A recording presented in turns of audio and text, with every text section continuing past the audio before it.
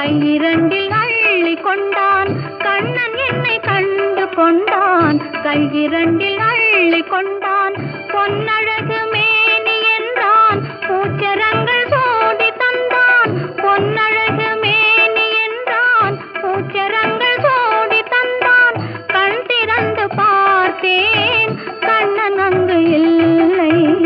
கண்ணீர் பெருகியதே